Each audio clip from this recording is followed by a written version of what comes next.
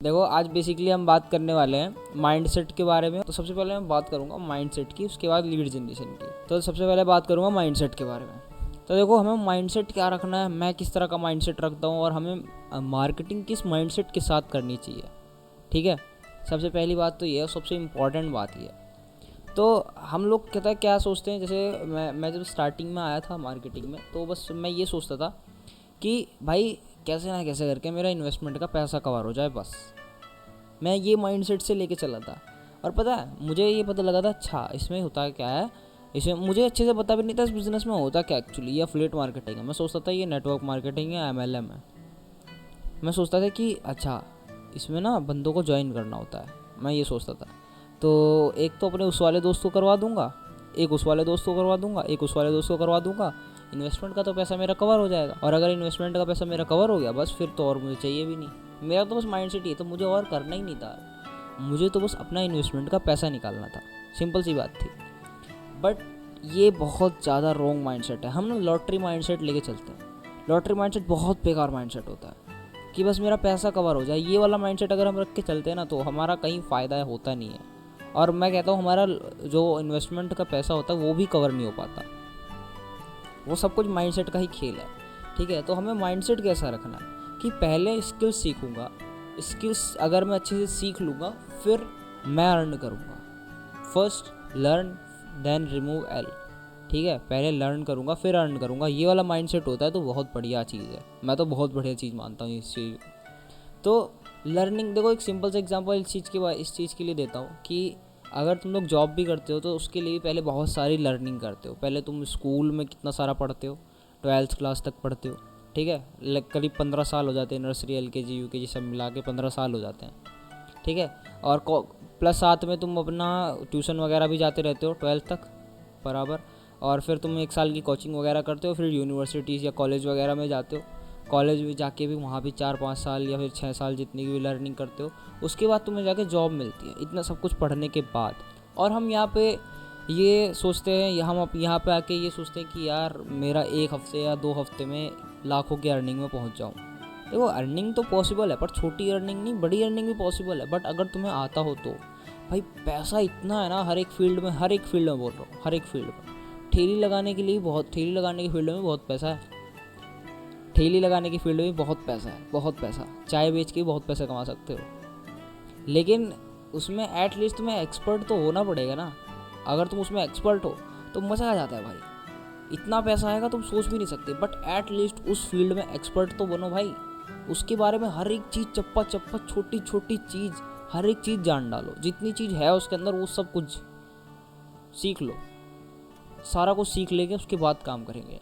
पता है ये अब्राहम लिंकन ने बात कही है कि अगर मुझे 6 घंटे पेड़ काटने के लिए दिए जा रहे हैं तो मैं उनमें से 4 घंटे ना अपनी कुल्हाड़ी पे धार लगाऊंगा, बाकी बचे हुए 2 घंटों में मैं काट दूंगा सारे पेड़। तो भाई पहले अपनी स्किल्स को एकदम शार्प कर डालो ना, फिर लीड्स के ऊपर उनको ट्राई मारना। स्टार्टिंग में बंदों को सेल करने की कोशिश नहीं करनी चाहिए। हमारा एक और माइंडसेट बहुत गलत होता है इस मार्केटिंग में कि बस कैसे भी करके सामने वाले बंदे को सेल कर दूँ, कैसे भी करके उसको सेल कर दूँ सामने वाले बंदे को। यही है स्टार्टिंग में, नहीं मैं बोल रहा हूँ, जब तुम थोड़ा बीच वाले लेवल पे चले जाओगे ना तो भी यही माइंडसेट रहेगा तुम्हारा कि कैसे भी करके इस सामने वाले बंदे को सेल कर दूँ मैं।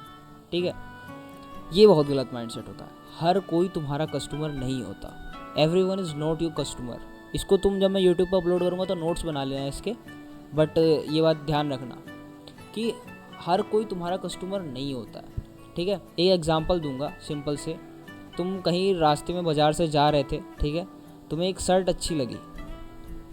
ठीक है, तुम्हें एक दुकान पे टंगी हुई शर्ट अच्छी लग गई और तुमने उस शर्ट को देखा, भाई मज़ा आ गया देख के, मतलब दिल पे आ गई वो शर्ट, भाई अब तो ख़रीदना है, मज़ा आ जाएगा, इसको ख़रीद लूँगा। एकदम दोस्त बोलेंगे क्या हैंडसम लग रहा है, ऐसे बोलेंगे। ये सब तुम्हारे दिमाग में चल रहा होता है। अब तुम ना जाते हो उस दुकान पे, पूछते हो कि भाई ये भैया ये शर्ट कितने की है। उसने कहा जी ये 2000 रुपये की शर्ट है। अब तुम्हारी जेब में 2000 रुपये एक्चुअली में पड़े नहीं है। ठीक है, अब वो दुकान वाले पे डिपेंड करता है कि वो तुम उसे खरीदोगे या नहीं। अगर दुकान वाला तुम्हें ढंग से बोल देता है कि भाई अब देखो एक्चुअली तुम्हारे पास पैसे तो नहीं है ना, पैसे तो तुम्हारे पास मान लो 700 रुपये ही हैं, तुम खरीद तो सकते नहीं, अभी तुम्हें 2000 रुपये चाहिए, बट तुम्हें वो शर्ट पसंद है। बट अगर दुकान वाला ये बोल दे कि भाई हाँ ये शर्ट तो तुम्हारे बस की बात नहीं है, तुम नहीं खरीद पाओगे। या फिर बोल दो अरे भाई अभी खरीद लो, बाद में नहीं बाद में नहीं दूंगा मैं शर्ट। अगर कुछ दुकान वाला ऐसा बोल दे तो मैं उसे दोबारा खरीदने नहीं जाऊँगा। बट अगर दुकान वाला ये बोले कि सर आप इसे ख़रीदना क्यों चाहते हो गया भाई मुझे अच्छी लग रही है बहुत ज़्यादा, अरे वह सर बहुत सही बात कर रहे हो, आपके ऊपर बड़ी प्यारी लगेगी ये शर्ट, आप पहनोगे ना एकदम चकाचौंध, मज़ा आ जाएगा एकदम देख के, पूरा हिल जाने बंदे हिल जाने पूरे देख के, पूरा कॉलेज आपको घूरेगा। ऐसा बोलेगा, उसकी तारीफ़ कर दे रहा सामने वाले बंदे की, उसकी नीड भी पूरी कर दे रहा, इतना सब कुछ बोल दे रहा। ठीक है कोई दिक्कत नहीं। अब वो पता है क्या करेगा, अब उस बंदे ने एक तरह से फॉलो अप कर दिया।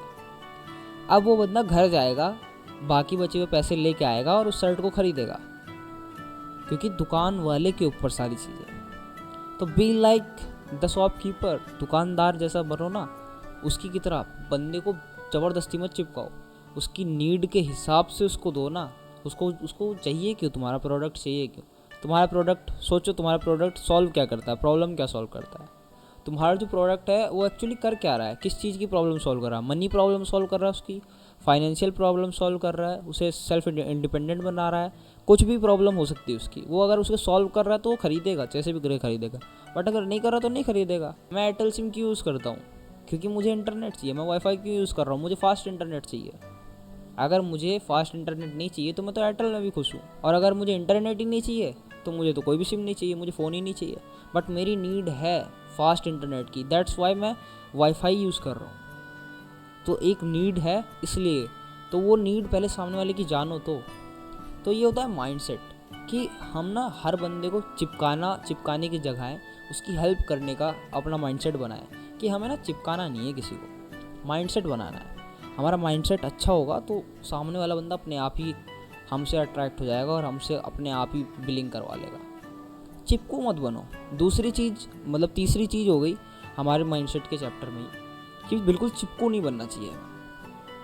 हम कई बार क्या करते हैं, जैसे कि मैंने बोला बेचने की सोचते हैं कि बस कैसे ना कैसे करके अपना प्रोडक्ट सेल करते हैं, तो उस बीच में हम लोग चिपको बन जाते हैं। चिपको बोले तो कि भाई खरीद लेना भाई खरीद ले यार, भाई अब बाद में नहीं मिलेगा, इतनी सारी अर्जेंसी क्रिएट कर डालते हैं कि वो चिपकू बने लगे। देखो अर्जेंसी क्रिएट करो पर सिचुएशन के हिसाब से।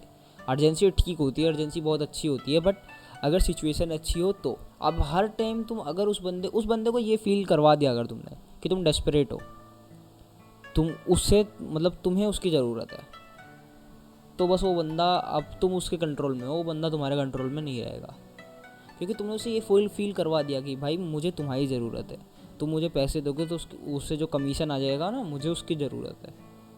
उस बंदे को फील हो गई ये बात कि भाई मेरे से तो इसका फ़ायदा होगा, मेरा कुछ फ़ायदा नहीं होगा, मेरे से तो ये कमीशन खाएगा। वो इस बात अगर ये बंदे को फील हो गई तो नहीं स्टार्ट करेगा तुम्हारे साथ। और ऐसा बनना भी क्यों है यार, ऐसा बनो ना, सामने वाले की हेल्प करो। सामने मेन चीज़ हमारा इस बिज़नेस में काम क्या होता है, लोगों की हेल्प करना, लोगों को फाइनेंशियल फ्री करना। तो ये सब तो है माइंडसेट के बारे में। माइंडसेट के लिए तुम काफ़ी सारी किताबें पढ़ सकते हो। माइंडसेट इंप्रूव कैसे होता है, देखो माइंडसेट के बारे में बताता हूँ तुम्हें। माइंडसेट के लिए तुम काफ़ी सारी किताबें पढ़ सकते हो, ठीक है। रिच डैड, मैं तुम्हें कुछ सजेस्ट कर देता हूँ बिजनेस से रिलेटेड ही, नाम लिख सकते हो अगर चाहो तो, या फिर याद कर सकते हो। रिच डैड पुअर डैड हो गई, ठीक है, और साइकोलॉजी ऑफ मनी हो गई, और रीवर्क हो गई, ये बिजनेस से रिलेटेड है सारी।